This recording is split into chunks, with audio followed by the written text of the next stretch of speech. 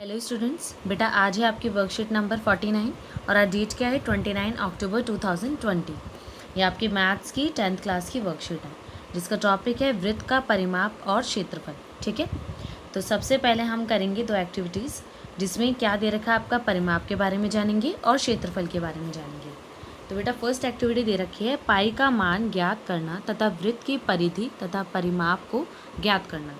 यह आपको एक वृत्त दे रखा है, इसमें आपकी त्रिज्या दे रखी है। ठीक है, वृत्त की परिधि तथा व्यास का अनुपात ज्ञात कीजिए। आप क्या परीक्षण करते हैं?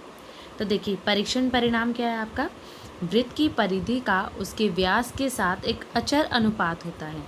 इस अनुपात को एक यूनानी अक्षर पाई, जिसे पाई पढ़ा जाता है, से व्यक्त किया जाता है।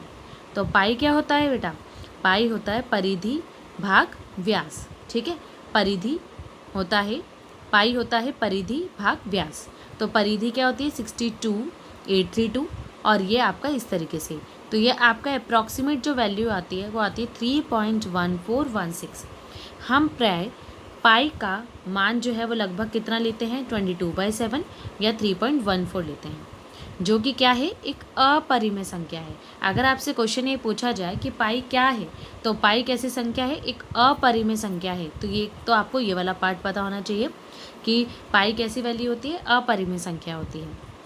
यहाँ हम परिधि की बात कर रहे हैं, तो देखिए परिधि क्या होता है, पाई गुना में व्यास। ठीक है, क्यों? क्योंकि अभी हमने बात करी है परिधि जो होती है वो क्या होती है आपकी, परिधि भाग व्यास इक्वल टू पाई, है ना। तो आपकी परिधि किसके बराबर हो जाएगी, पाई गुना में व्यास, और व्यास क्या होता है, त्रिज्या के दुगना होता है। तो पाई इंटू में 2r। तो आपका क्या आ गया, परिमाप क्या आ जाता है, परिधि क्या आ जाती है 2πr। तो वृत्त का अगर परिमाप आपसे कोई पूछे तो आप क्या बताएंगे 2πr। अब आते हैं हम दूसरी एक्टिविटी पर। इसमें अब आपका क्षेत्रफल, वृत्त के क्षेत्रफल का मान ज्ञात करें। r त्रिज्या का एक वृत्त लीजिए। इस वृत्त को अनेक त्रिज्य खंडों में काट लीजिए। माना 16 त्रिज्य खंड है, मतलब ये स्टार्टिंग आप 2 से भी कर सकते हैं, फिर 4 में करेंगे, ठीक है, फिर 8 में भी कन्वर्ट कर सकते हैं। तो हमने क्या देखा कि जिस तरीके से, जैसे ये एक वृत्त दे रखा है बेटा आपको, इसको मैंने क्या करा 16 भागों में बांट दिया। छोटे छोटे मतलब इसके छोटे छोटे से पार्ट्स इस तरीके से कर लिए।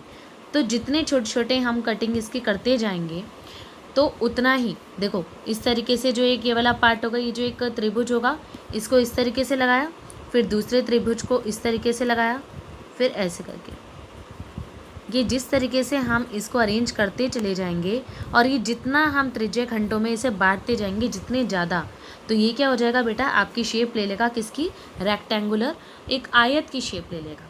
ठीक है, ये भी आपको थोड़ा सा, ये तो आपको पैरेललोग्राम दिख रहा है, एक समांतर चतुर्भुज दिख रहा है।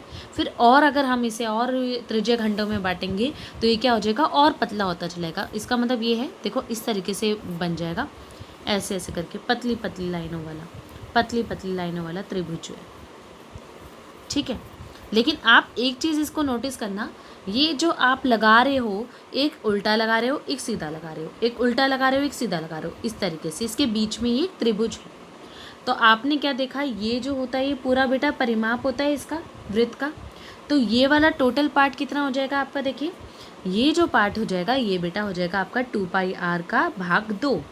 क्यों हो जाएगा, क्योंकि आधा पार्ट तो आपका ये वाला आ रहा है, देखिए आधा पार्ट आ रहा है आपका ये वाला है। आधा त्रिभुज आपने इस तरीके से लगाया है, त्रिभुज की जो त्रिज्य खंड कर, इसके वृत्त की जो त्रिज्य खंड करे हैं, और आधा इस तरीके से लगाया है आपने। तो आपका पूरी वृत्त का जो परिमाप होता है वो होता है 2πr। तो ये वाला पार्ट तो बेटा आपका सिर्फ πr बच जाएगा, है ना, 2 से कैंसिल कर देंगे इसे, तो इसलिए आपका ये πr आ जाएगा। अब क्योंकि हम ये जानते हैं एक आयत का जो क्षेत्रफल होता है वो क्या होता है, आयत का क्षेत्रफल होता है आपका लंबाई गुना में चौड़ाई, L इंटू बी। अब हाइट कितनी हो गई, हाइट देखिए, हाइट तो ये छोटे छोटे से जो पार्ट्स हैं त्रिज्या के आ रहे हैं, ठीक है, ये r आ रहे हैं, तो ये हो जाएगा r और ये हो गया आपका πr। तो जब πr को r से गुना करेंगे तो बेटा क्या आ जाएगा आपका πr स्क्वायर। तो आपके पास हमें क्या मिल गया, पाई आर स्क्वायर वृत्त का क्षेत्रफल भी मिल गया आपका। ये आपको पता होना चाहिए कि ये जो वृत्त का क्षेत्रफल होता है ये पाई आर स्क्वायर कैसे आता है। ये इसलिए आता है जितने ज़्यादा त्रिज्यीय खंडों में आप बांटेंगे 16, 32 और जैसे 64 और पतला करते चले जाएंगे तो ये एक प्रॉपर जो है उतना ही रेक्टेंगुलर शेप में आ जाएगा, उतने ही आयत के शेप में आ जाएगा। ठीक है, तो उसी से लंबाई गुना में चौड़ाई का हम क्षेत्रफल का फॉर्मूला लगाएंगे, जिससे लंबाई गुना में चौड़ाई होता है। लंबाई में आ जाएगा बेटा, क्योंकि आप आधे आधे हिस्से है ना, आधा पार्ट ऊपर की तरफ लगा रहे हो, आधा पार्ट नीचे की तरफ लगा रहे हो त्रिभुजों का जो बनाए हैं, जिनमें बांटा है आपने, तो इसलिए वो पाई आर में कन्वर्ट हो जाएगा, क्योंकि 2 पाई आर से 2 को डिवाइड कर देंगे और ये जो है ये आपका त्रिज्या दे रखी है, इसलिए आर से गुना कर देंगे, इसलिए आपका कुल मिलाकर फॉर्मूला क्या बन जाएगा, पाई आर स्क्वायर। अब उदाहरण नंबर 1 आता है, एक वृत्त की परिधि तथा क्षेत्रफल संख्यात्मक रूप से समान हो तो वृत्त का व्यास ज्ञात कीजिए। ठीक है, वो ये कह रहा है कि संख्यात्मक रूप से बराबर है, इसका मतलब जो 2 पाई आर है वो आपका पाई आर स्क्वायर के बराबर है। तो मुझे देखो पाई को तो सॉल्व करने की ज़रूरत नहीं है 22/7 लगाने की, पाई से पाई कैंसिल हो जाएगा, एक आर से एक आर कैंसिल हो जाएगा, तो आपको क्या बचेगा 2 = में आर। तो आपकी क्या आ जाएगी बेटा, आर की वैल्यू तो आ जाएगी 2, लेकिन इसने क्वेश्चन में पूछा क्या है, वृत्त का व्यास पूछा है, और वृत्त का व्यास हम जानते हैं कि क्या होता है, व्यास होता है 2 × आर। तो जब आर की वैल्यू 2 है तो 2 × 2 जो कि आ जाएगी आपकी 4। ठीक है, ये आपके आंसर क्या आ जाएगा, 4 आ जाएगा। अब आते हैं बेटा उदाहरण नंबर 2 पर। किसी कार के प्रत्येक पहिए का जो व्यास है वो 80 सेंटीमीटर है। यदि यह कार 66 किलोमीटर प्रति घंटे की चाल से चल रही है तो 10 मिनट में प्रत्येक पहिया कितने चक्कर लगाता है। ठीक है, अब वो क्या कह रहा है, प्रत्येक पहिए का जो व्यास है वो आपका क्या दे रखा है बेटा, 80 सेंटीमीटर दे रखा है। तो व्यास अगर 80 सेंटीमीटर दे रखा है तो हम निकाल लेंगे, रेडियस 80/2 कर देंगे तो 40 सेंटीमीटर आ जाएगा। अब क्योंकि ये किलोमीटर इस तरीके से बात हो रही है तो इसे हम अगर मीटर में कन्वर्ट करेंगे, क्योंकि इन्हें 10 मिनट की बात करी है तो हम उसे चेंज कर लेंगे। तो हम क्या करेंगे, इसे मीटर में कन्वर्ट करेंगे तो 1 मीटर में 100 सेंटीमीटर होता है, 1 मीटर = में 100 सेंटीमीटर होता है। तो आपका ये कितना हो जाएगा, 40/100 मीटर। तो सर्कमफ्रेंस कितनी होती है, जो परिधि होती है 2 पाई आर, तो 2 × में 22/7 × में 40/100 इस तरीके से है, जिससे आपका सॉल्व करके क्या गया 176 / 70।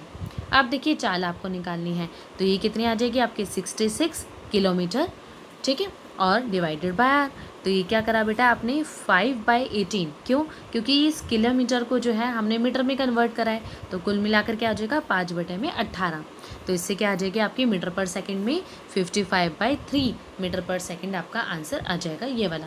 फिर वो कह रहे हैं चक्करों की संख्या 10 मिनट में पहिए द्वारा तय की गई दूरी। ठीक है, और डिवाइडेड बाय पहिए के द्वारा एक चक्कर में तय की गई दूरी, तो एक चक्कर में कितनी तय की गई है दूरी, 2 पाई आर होता है, जो कि आपका क्या है इस तरीके से है 176 डिवाइडेड बाय दिस। तो ये आपका कुल मिलाकर आंसर क्या आ जाएगा 4375। तो उसकी चक्करों की संख्या कितनी है, 4375 चक्कर उसने लगाए हैं। अब देखिए क्वेश्चन नंबर 1, तो इसके लिए हम सीधा अपनी वर्कशीट पर आ जाते हैं बेटा।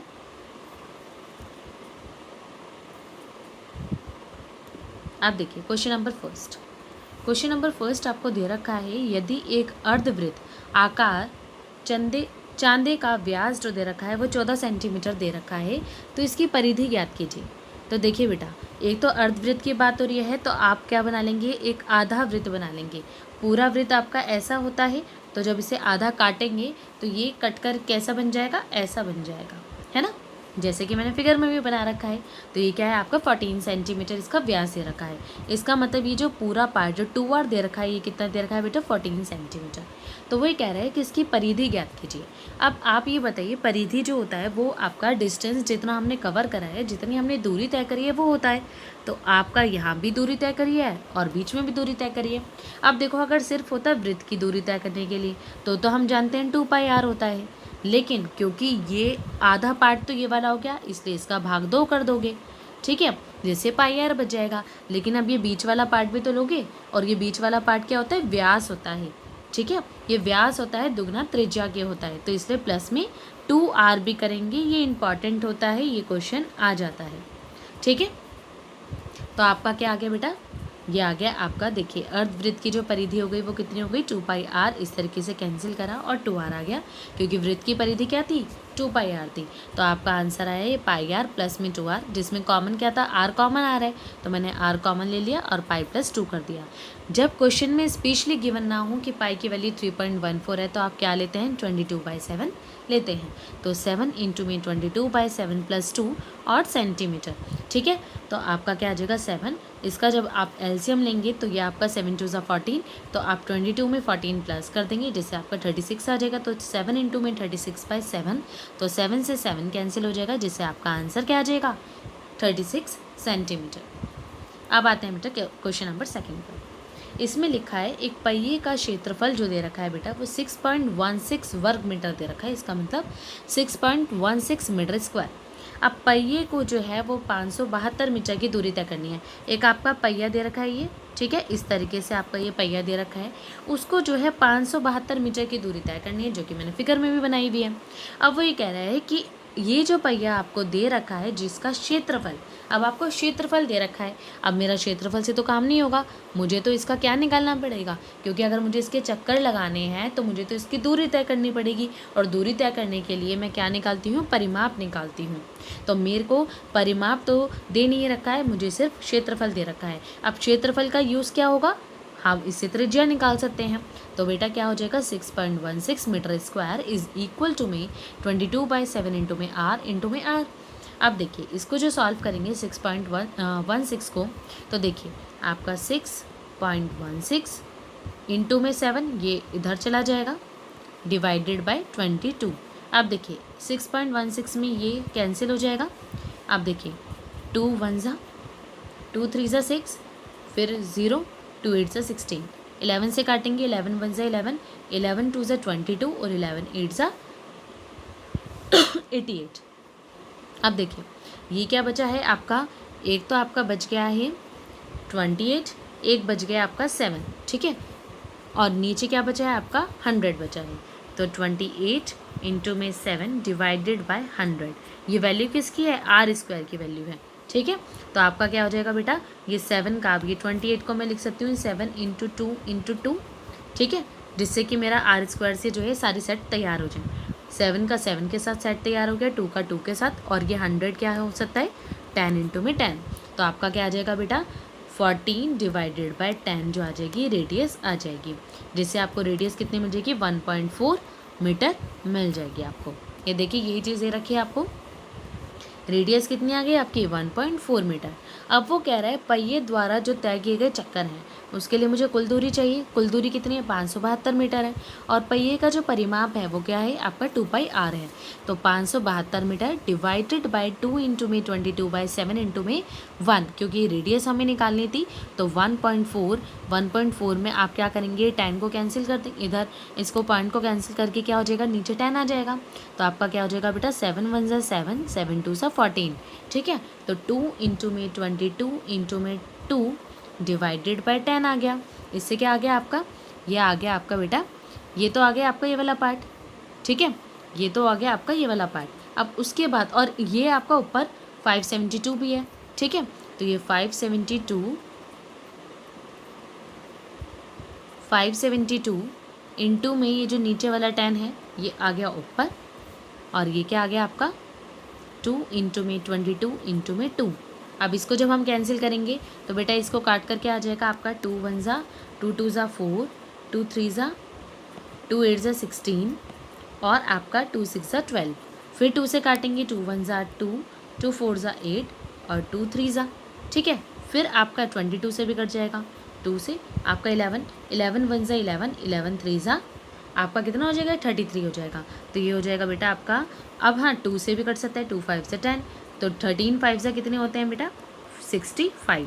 तो इसका मतलब कितने चक्कर हो जाएंगे 65 राउंड्स हो जाएंगे आपके टोटल, ठीक है। अब आते हैं बेटा क्वेश्चन नंबर 3 पर। इसमें लिखा है एक वृत्ताकार खेत पर 24 रुपये प्रति मीटर की दर से बाड़ लगाने का व्यय। जो आपका तार से लगाए रहते हैं ना पार्क में, वृत्ताकार खेत है, उस पर जो है इस रुपए की दर से 24 रुपये प्रति मीटर की दर से जो है बाड़ लगाने का जो व्यय आया है, जो टोटल खर्चा आया है, इसका मतलब क्या है कि आपका ये वृत्ताकार खेत है, ठीक है, वृत्ताकार खेत है आपका इस तरीके से। और उस पर जो आपका बाउंड्री बनाई है, ये जो बाउंड्री बनाई है बेटा इसने, ये कितने रुपए के हिसाब से बनाई है? 24 रुपये प्रति मीटर के हिसाब से बनाई है वो। और कुल खर्च कितना आया है? 5280 रुपये का खर्च आया है, ठीक है। तो ये आया किस चीज़ का है? परिमाप का आया है। तो बेटा क्या करेंगे, बाड़ लगाने का व्यय जो हो जाएगा वो हो जाएगा आपका 5280 रुपये। फिर खेत की जो परिधि होगी वो क्या हो जाएगा, कुल खर्चा कितना है और प्रति दर कितनी थी, ठीक है। तो उससे क्या आ गया आपका 220 रुपये, 220 मीटर क्या आ गया आपका खेत की परिधि आ गई, परिमाप आ गया। आप देखो खेत का परिमाप क्या होता है, 2πr होता है, तो 2πr को 220 के बराबर रख देंगे, तो इससे आपकी क्या मिल जाएगी, रेडियस मिल जाएगी। कैसे मिल गई बेटा, 2 इंटू में 22/7 इंटू में r तो मुझे पता नहीं है, और वो किसके बराबर है, 220 के बराबर है। ये किससे कैंसिल हो गया, 1 से, और ये आपका 2 5 से 10 से, तो आपकी रेडियस कितनी आ गई, 35 मीटर आ गई।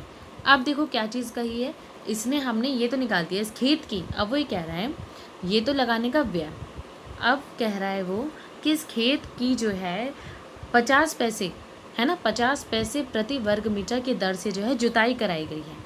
इसका मतलब उसके अंदर वाला पार्ट हुआ है, ये जो है अब इसके अंदर का पार्ट हुआ है, जो जुताई हुई है इसमें 50 पैसे की दर से जो है वो खर्चा आया है। तो जुताई कराने का व्यय ज्ञात कीजिए। तो जिस तरीके से आपका परिमाप जो 220 था उसमें जब 24 को गुना किया गया था, है ना, उससे आपका कितने रुपीज़ आ गए थे, 5280 रुपये थे। इसी तरीके से अब आपको ये दे रखा है बेटा, आपको रुपीज़ दे रखे हैं, इसका व्यय दे रखा है, तो आपको क्या ज़रूरत पड़ेगी, क्षेत्रफल निकालने की। क्षेत्रफल निकालेंगे और जब इससे गुना करेंगे तो आपको क्या मिल जाएगा, जुताई कराने का व्यय ज्ञात हो जाएगा आपको। तो देखिए वही ज्ञात करते हैं हम। देखिए खेत का क्षेत्रफल πr² 22/7 इंटू में 35 मीटर इंटू में 35 मीटर, तो इससे क्या हो गया, 7 1 सा 7, 7 5 सा 35। अब पहले हम इन दोनों को इसलिए इंटू कर लेते हैं जिससे हमारी कैलकुलेशन और इजी हो जाए। तो जब हमने 35 को 11 से गुना करा तो 385 आया है, और एक आपका 0 है तो हमने इधर लगा दी। अब ये जो आंसर आया है इसको क्या करा हमने, 50 पैसे से गुना कर दिया। जब हमने इसे 50 पैसे से गुना कर दिया तो बेटा आपका आ गया 1925 रुपये, आपका आंसर आ गया बेटा। ये थे आज की आपकी वर्कशीट। आई होप आप लोगों को समझ आया होगा। Thank you.